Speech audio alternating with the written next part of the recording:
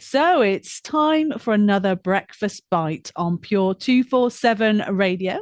And I am pleased to welcome again, because this is Sarah Dawkins, not for the first time, but for the second time. Thank you so much, Sarah, for coming back. Are you all right? Yeah, it's a pleasure. It's nice to be back. Oh, brilliant. And Sarah, you're from Torch Trust, aren't you?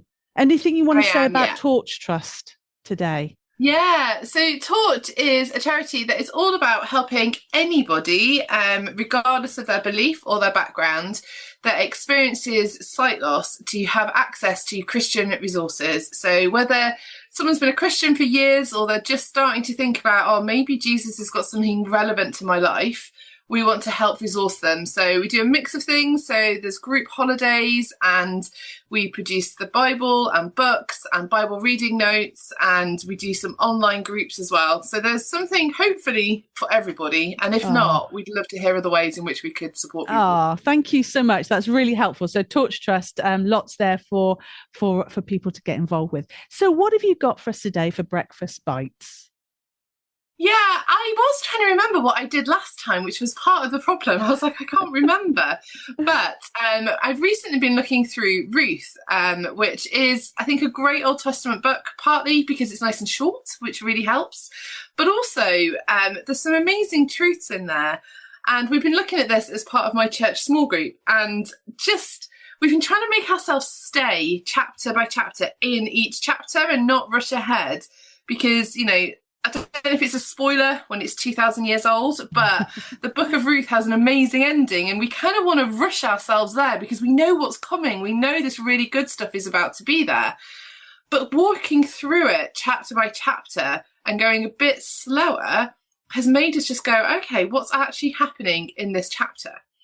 And the thing for me this morning is names. I don't know if you know what your name means. I've always loved the fact that Sarah means princess. So I very, very happily tell people that because I know it well. There's other names that people do know or don't know their names and what they mean. I guess different people maybe are less happy to know their names. But in the book of Ruth, we're introduced very early on, first few chapters, to this woman called Naomi. And Naomi is the feature, really. Although it's called the Book of Ruth, we hear a lot about Naomi. So Naomi has gone off to a different land, a land that they've been told they shouldn't really go to, and has, gone there with her husband and sons, has then lost her husband and both her sons.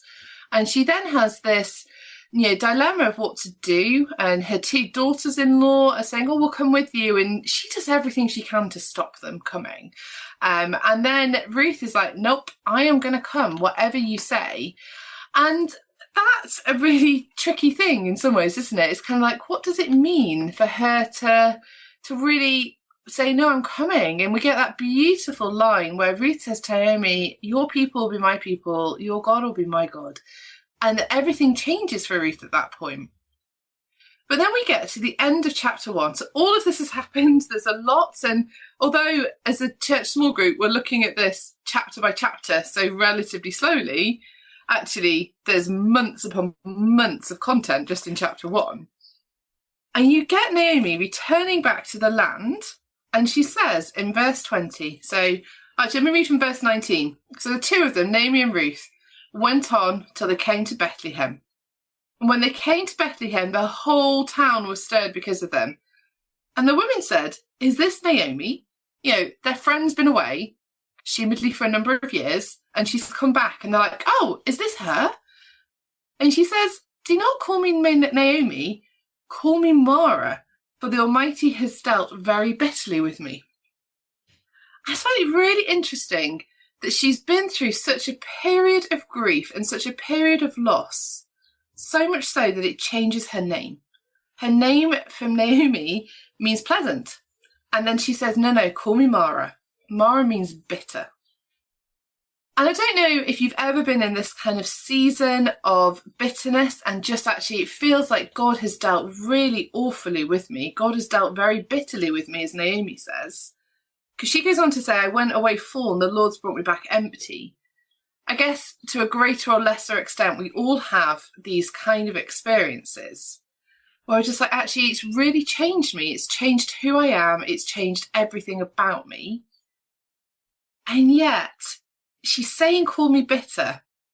But what I think is amazing in these verses is the Lord brought me back empty. The Almighty has dealt with me. Actually, the Lord and the Almighty are still there in her story. So she is feeling the weight of grief, she's feeling the weight of bitterness, the complete weight of loss. And yet, she still knows that it's the Lord who's in control. She's not necessarily warm towards him, but she hasn't forgotten who it is that is actually ultimately in control. Now, we could do a whole thing about whether or not Naomi has faith at this point and what that means, but I don't think that's the aim of just looking at this briefly this morning. It's more to do with the fact, when we are in the midst of hard times, where do we look? I think we're really quick to just be like, God doesn't care, God's not part of my life, God's left me. And what I find fascinating about Naomi is God hasn't left her. She knows that, but life isn't easy for her. And then we get in verse 22, it's a beautiful thing. They've originally left Israel. They've left the land because of famine. Left Judah because of famine. And you get, so Naomi returned with Ruth the Moabite, her daughter-in-law, who returned from the country of Moab, and they come back to Bethlehem at the beginning of the barley harvest. So Naomi is saying, I have been taken away, I'm left empty, and yet they come back to this absolute feast and harvest. So they've left famine, they've come back to harvest.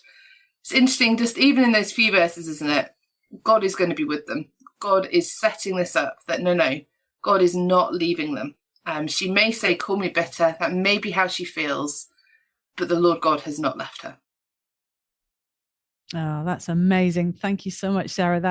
I absolutely love the book of Ruth, but I love how you've drawn that out, that God is constantly there despite the problems. And I love that. I had never thought about that before, how she came back and it's already, life's going to get better. I mean, like you say, I want to get to the end because it's a fantastic story. There's a great ending, isn't there? But she does start off in a bad place, but she's being honest and being real, which, I love too. Oh, that's absolutely brilliant. Thank you so much. I haven't read the book of Ruth for a while, so I want to go and read it now. Yeah, it's one of my favourites. It's a great one. There's so much going on in it, and you just think, it sets up the genealogy of Jesus, but actually, it's a woman who is suffering and finding life hard, and yet, even in the midst of that, we can see the glimpses of how God's being good, and it's that challenge to us in that life might be hard, but are there people around us who can actually say, hey, can you see that God's still being good to you in the midst of this? Yeah, that's really absolutely. That is a fantastic message, Sarah, to take us into today, to be honest. God is with us. Thank you so much, Sarah, and hopefully we'll see you again. Take care. Have a good rest of your day. You too. Bye. The June issue of Pure Media, the magazine, comes out on Friday the 7th of June, with a whole host of international writers speaking on life, faith, sports, technology, joy and more from our family to yours. In the June edition, we shine the spotlight on Sherry Seligson, a marine biologist from Florida, and Chris Kerr, who helps us focus and celebrate on dads. Sign up today and enjoy all of this and more at www.puremediathemagazine.com.